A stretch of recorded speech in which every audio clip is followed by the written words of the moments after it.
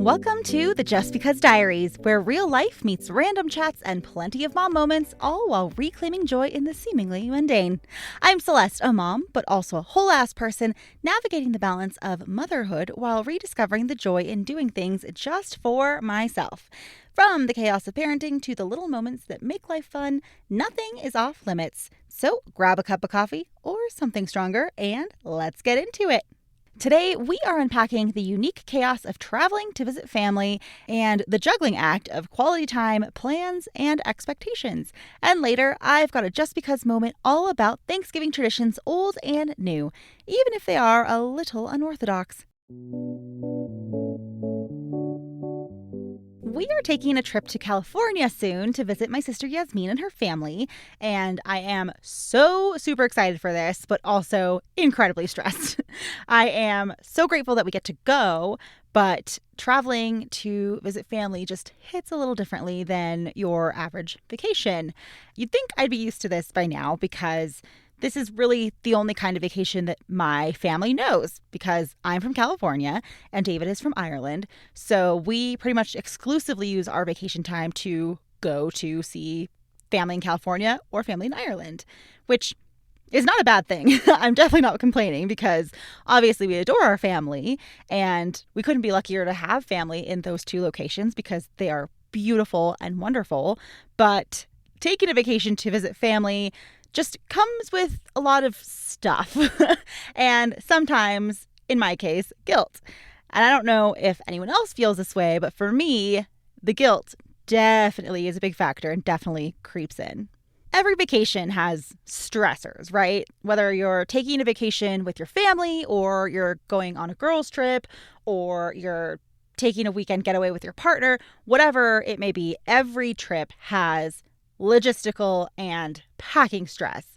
But trips home have this extra layer that even after years of vacationing this way, I still struggle with. And that is this guilt and pressure to perfectly balance quality time with the family we have in town, as well as seeing friends that we have in town and doing fun things that are vacation worthy. A lot of the times it feels more like a juggling act more than anything else, and it's just really, really exhausting. Now, it should be said that I am very much a people pleaser. It is something that I struggle with constantly. Just ask my therapist. So when it comes to going home and visiting family, whether that's in California or in Ireland, I get really hung up on making sure that we are spending time with everyone.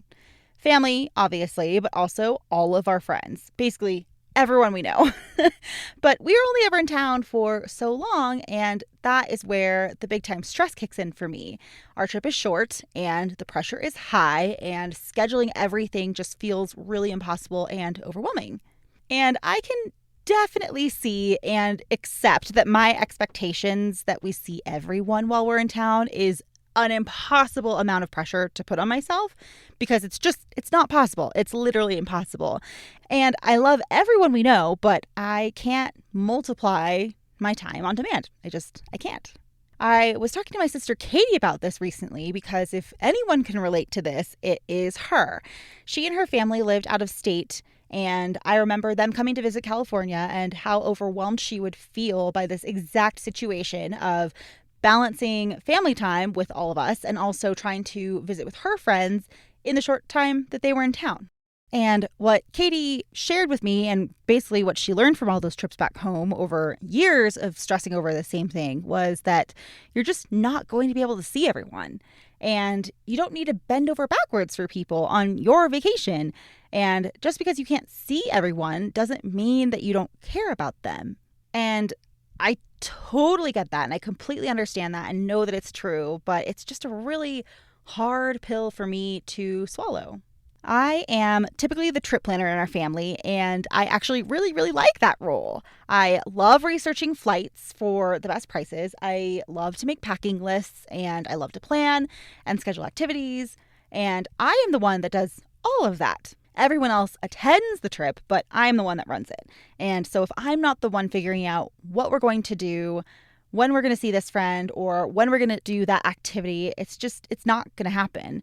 And That's not to throw David under the bus at all, because he absolutely does his share of helping. But I love planning trips, and I happily took on that role years and years ago, before we had kids, back when it was just the two of us. But back then, I was also planning vacations to places where it would be just us. And that's a whole different dynamic than what we do now. And I'm not saying it's better or worse, because both dynamics are wonderful and enjoyable. They're just very, very different from each other. So all of that to say that I put all of this pressure on myself. The quality time with my sister's family, the activities that the kids will enjoy, that David and I will enjoy, seeing friends, that's all on me. And I love our people. I love all of them. I love that we get to see them as often as we do. I love traveling, and I love creating memories with my family. But what I'm realizing from planning this trip in particular is that I'm allowed to enjoy my time too, even if it's a trip back home. A vacation should feel like a vacation regardless of where you're going. It shouldn't end with me being relieved to be home because it was stressful and chaotic. And if that means that I don't have this perfect jam-packed schedule and we don't get to visit every single person we know, then that's okay, because it just has to be okay. And it's fine for me to make our vacation what we want it to be. I mean, if there's ever a time to not be a people pleaser, it should be on your own vacation. And a good reminder for me, and for any of you who may have felt this way or are currently feeling this way as you gear up for a trip back home, is that if there's ever anyone in my life who is upset with me for not being able to spend enough time with them or not being able to see them, then they probably weren't my people anyway. So this trip, I'm going to try something different, and I'm going to go for less guilt, less people pleasing, less crazy calendar scheduling, and I'm just going to focus on being more present and see how that feels for a change. And I know that the holidays are here. I mean, Thanksgiving is literally tomorrow, and many of you will be traveling home to see your families. So I hope that this feels even a little validating for you. And if you are heading home, I would love to know if you feel the same pressure to visit everyone and how you manage that, or if you've learned over the years to just let it go. So please feel free to write in with your thoughts and opinions to thejustbecausediaries@gmail.com. And I will be so happy to share them with everyone, because I definitely do not have all the answers and I don't have this figured out. So I'd really love to hear how you handle this. All right. Speaking of going home and family, today's Just Because moment is all about turkey, because tomorrow is Thanksgiving and I am so very excited for it. I love Thanksgiving. Ever since I was a kid, our Thanksgiving mornings have always started with a Cinnabon cinnamon roll, hot chocolate with extra marshmallows, and a roaring fire. Yes, even in California when it was probably 80 degrees outside. And watching the Macy's Thanksgiving Day Parade. My dad used to wake us up at 6 a.m. to watch the parade, because that was 9 a.m. in New York when the parade started. And we had to watch it live because watching a recorded version later wasn't an option at the time. Although, actually, we probably could have recorded it to a VHS tape, but we just did not. So we woke up at 6 a.m. to watch it live. And then as the day progressed, my mom would make the turkey and we'd set up this huge table in the middle of our house, and then all of our family would come over, and it was just the best. And I cherish those memories so, so much, which is why I still do that same exact routine with my kids today. Except I'm not waking up at 6 a.m. There's zero chance for that. I am not a morning person, and we absolutely do watch a recording of the parade. Thank you, technology. And yes, it has to be a Cinnabon cinnamon roll for me. This is very important.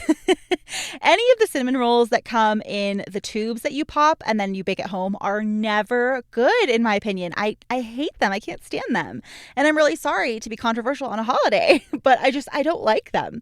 And I even tried that one method I saw on social media years ago where you pour basically a bunch of heavy cream on top of the cinnamon rolls, and then you pile on brown sugar and cinnamon on top of that before you bake them. And that did make them taste better, but it's still not the same. Nothing holds a candle to Cinnabon, in my opinion. Cinnabon is peak cinnamon roll, and Cinnabon is life. Anyway, I also host Thanksgiving now, and that has become one of my most favorite things to do, but not for the reasons you might think. Obviously, I love having our family over, and I also make a huge table for everyone to sit at, like when I was a kid, and we love entertaining. David and I love having our house full of people, but what I love most about Thanksgiving is actually these very weird accidental traditions that we have started. Every year, I make Martha Stewart's Thanksgiving turkey recipe, and I am not joking when I say that her recipe makes the most delicious turkey that I have ever had. Like, seriously. However, it is a very, very high maintenance recipe, and it involves a lot of basting and a lot of turning. So, to make sure that I'm not skipping steps, I make this gigantic checklist every year. And I mean gigantic in the literal sense because I tear off a huge piece of parchment paper and then I tape it to my sliding glass door in our kitchen and I write out all of the steps in Sharpie. Then, as each one gets completed, Miles comes over and he checks the box for me. And it has just become such a cute little tradition of ours that I love so much. But my absolute favorite accidental Thanksgiving tradition actually involves our fire alarm. Because, like I said, Martha's turkey recipe is high maintenance and you have to take it out and baste it and turn it regularly. So, this isn't a problem for literally anyone except for me because I have a very poorly placed fire alarm in my house. Our fire alarm is maybe 10 feet away from our stove and oven, and it is so incredibly sensitive. Like, steam literally sets it off all the time when I'm cooking, and it is so very annoying. It makes me crazy. And it's wired to the house, so I can't even move it somewhere else. It goes off all the time, and my neighbors must think I am a horrible cook, but I swear I'm not. It's just very sensitive. Anyway, the first time I ever made a turkey in our house, the alarm would go off every single time I opened the oven. And we'd have to then race to open up the sliding glass door and the windows, and David would have to wave a throw pillow under the fire alarm to stop it while I did whatever I had to do with the turkey. And then this happened every single time we opened the oven door. And it was horrible. I hated it. But we've done this for years now. So in that time, we've gotten very used to it. And now we actually have a system in place that Miles has actually helped to create from watching us go through this so many, many times. So now whenever I'm about to open the oven door, I announce it to the entire house. And then Miles runs and he opens up the door and the windows and he sticks his head outside and he covers his ears. And while he does that, David grabs a throw pillow off the couch and begins wafting it under the fire alarm to try and redirect the steam preemptively. And then once everyone is positioned, I open up the oven door and do whatever with the turkey, and then I put it back in the oven, and then David stops wafting, Miles closes up the windows and everything, and we repeat this. We repeat this 8 times until the turkey is done. And it's completely insane. It's not a perfect system because sometimes the alarm still manages to go off. But I also think it's just so hilarious because this is probably going to be one of those memories that Miles and Keely have when they're adults about how their Thanksgivings were, with the fire alarm going off and all of us having to rush to move all the steam around. And I can see them telling their partners about this in the future and laughing about it because it's such a weird and crazy little story and memory to have. But it just makes me so happy to think about that. As much as I hate this fire alarm, the fact that it's going to probably imprint those memories on my kids just makes me hate it a little less, I guess. So those are the reasons I love Thanksgiving so much, because of the morning tradition started by my dad when I was a kid that I still continue, and our own traditions with the turkey checklist and the fire alarm. And that's just what I love most about traditions, how they can change, how they can carry forward, and how there's still plenty of room to make new memories. And sometimes, in my case especially, the most chaotic moments end up being the most cherished ones, or at least that's what I hope will happen. And I think that right there is what makes the holiday season so special. It's those really simple, ordinary moments that actually hold a lot of magic in them, and they leave the biggest imprints on us and our kids. And in my case, it turns out that in my family, magic sounds a lot like fire alarms going off, and it smells like turkey. But I would love to hear what some of your favorite holiday traditions are. Do you also carry on anything from when you were a kid, or did you start completely fresh with new ones? Maybe you do a bit of a hybrid approach like we do. I'd love to share a few on the podcast, so shoot me an email to thejustbecausediaries@gmail.com with all of your cute, crazy, fun traditions, and I cannot wait to read them and to share them in a future episode. Until then, I wish you a fire alarm-free Thanksgiving full of your own traditions and memories with everyone that you love. And in case no one has told you today, I am so very grateful for you. Thank you so much for being here. Thank you so much for tuning in to the Just Because Diaries. Let me know your thoughts on traveling home to see family, and definitely send me your holiday family traditions. I cannot wait to read those, so shoot me an email anytime about anything to thejustbecausediaries@gmail.com.